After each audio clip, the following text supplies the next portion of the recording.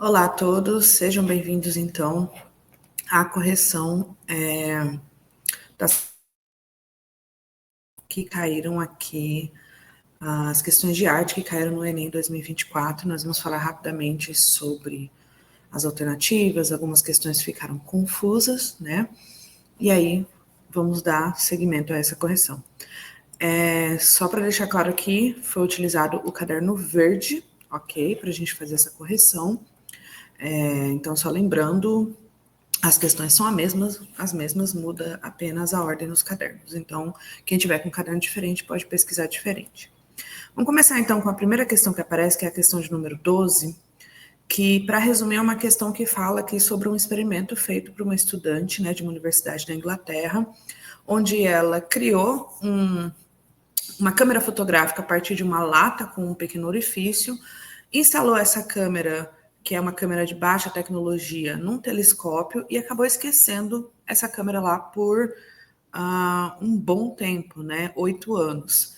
E aí, quando ela acabou se lembrando, ela foi verificar os registros e acabou tendo um registro visual de 8 anos do nascer e do pôr do sol, com 2.953 arcos de luz cruzando o céu nesse movimento, né?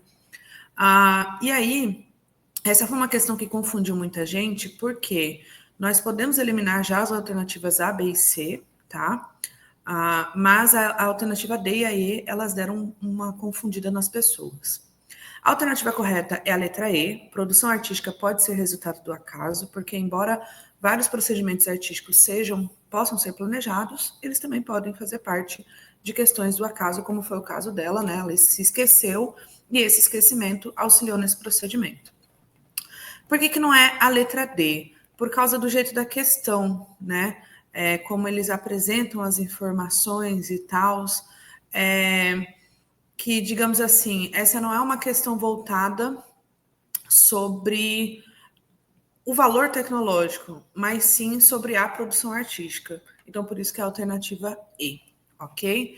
Vamos agora para a próxima questão, que é a questão 16, que é uma questão que traz duas obras de arte, e se pede para a gente fazer uma comparação delas, né? E essas obras de arte são de períodos distintos.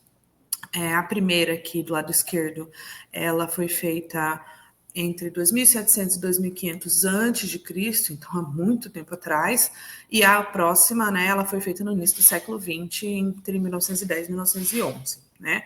E aí, quando a gente faz a leitura comparada, né, isso que a questão quer saber, quando nós fazemos as leituras comparadas, o que a gente pode obter dessa leitura comparada? E a alternativa certa é a alternativa D, né, que a persistência de padrões estéticos, ela permanece em diferentes épocas e culturas, tá certo? As demais questões, elas têm várias questões, as demais alternativas têm vários fatores ali que contribuem, né, para não serem os corretos, como, por exemplo, a letra B, resistência da arte escultórica aos avanços tecnológicos, isso não faz o menor sentido. Nós temos avanços tecnológicos e a escultura continua acontecendo.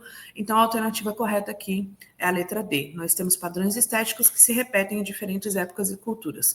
Que padrões seriam esses? O fato do rosto ser um pouco mais alongado, né? O nariz ali, o fato dos dois representarem uma mulher. Então, mesmo que eles não tenham itens iguais, eles têm representações semelhantes, tá?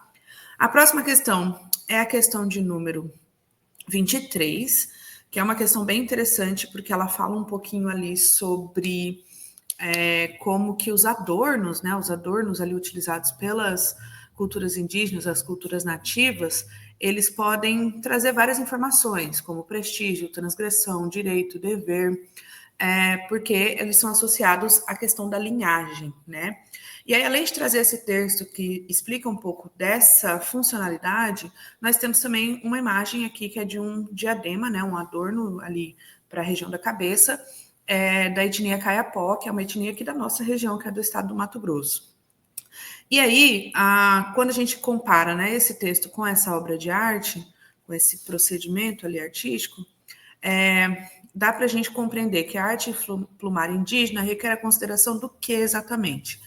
E a alternativa certa é a alternativa E, de que é indissociável, ou seja, é inseparável, né, os objetos ritualísticos dos papéis dos indivíduos na comunidade.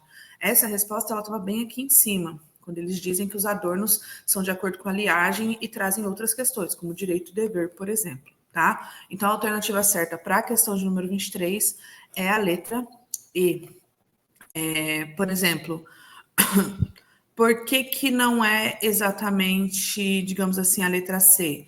Reconfiguração constante das representações coletivas acerca do universo. Porque as representações coletivas acerca do universo, elas são um pouco mais antigas e elas são um pouco mais específicas de certas regiões e elas não são reconfiguradas com uma certa constância como as pessoas imaginam. Elas perpassam, né, períodos, épocas e acabam continuando sendo repassadas. Tá? Então, a alternativa certa aqui é a letra E. A próxima questão é a questão de número 27, que traz essa obra de arte de de um pintor italiano, mas que fez muito sucesso aqui no Brasil, porque trabalhou aqui nas escolas de belas artes do Brasil, que é o Eliseu d'Angelo Visconti. E aí a gente tem essa representação dessa imagem aqui, chamada Três Meninas no Jardim, feita em 1935, e a pergunta como ele tinha muitas influências das escolas europeias, na pintura dele, a que tipo de influência, né? E nessa daqui, a resposta seria a letra C. Isso é muito fácil de ver pelo quê, né? A letra C fala dos efeitos fugazes de luz e movimento que remetem à estética impressionista. E essa seria uma questão muito fácil de resolver pelo quê? Pelo jeito da pintura, né? Onde nós vemos ali traços muito rápidos, onde nós vemos ali uma importância muito grande às cores, né? Uma importância muito grande ali aos itens, mas sem tantos detalhes. Por exemplo, nós conseguimos ver que são três meninas brincando, né? Numa espécie de jardim ao ar livre, mas nós não temos tantos detalhes. Por que, por exemplo, não é a letra E que fala sobre arte realista? Né? Porque quando a gente fala de realismo, a gente vê uma representação de realidades como, por exemplo, a realidade rural. Mas não é realista, porque se fosse realista, nós conseguiríamos ver em detalhes cada uma desses itens, sabe? A árvore teria muitos mais detalhes, as flores, as meninas, e aqui nós mal conseguimos ver o rosto delas. Então, a alternativa correta aqui é a alternativa C, influência impressionista. E a última questão, a questão de número 35, tá? No caderno verde. É uma questão que fala sobre uma possível definição para o conceito de arte afro-brasileira, que pode ser essa produção plástica, né, ou seja, que mistura várias linguagens e vários procedimentos, que é feita por negros, mestiços ou brancos a partir de suas experiências sociais com a cultura negra nacional. E aí a questão cita alguns exemplos de alguns artistas, como a Djanira Mota e Silva, o Caribé, o Mestre Didi. E aí o que ele quer saber? Sobre a perspectiva da multiculturalidade, de acordo com o texto, o que caracteriza a arte, né, a produção da arte afro-brasileira. E a resposta certa é a letra D, que existe uma relação complexa entre as vivências pessoais dos artistas e os referenciais estéticos de matriz africana. Por quê?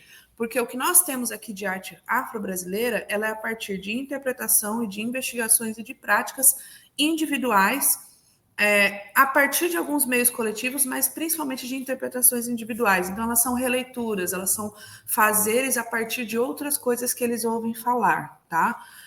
Então, nós podemos inferir isso sobre a arte afro-brasileira. Ela não é padronizada, ela não traz visão uniformizadora das religiões, ela não traz distanciamento, então a alternativa correta é a letra D, ok? Se vocês tiverem mais algumas dúvidas, estaremos à disposição para atendê-los até, né, essa sexta-feira, dia 13, antes das nossas férias. Desejo muito boa sorte ao pessoal que já fez a prova, que vocês tenham ótimos resultados. E é isso, gente. Até mais.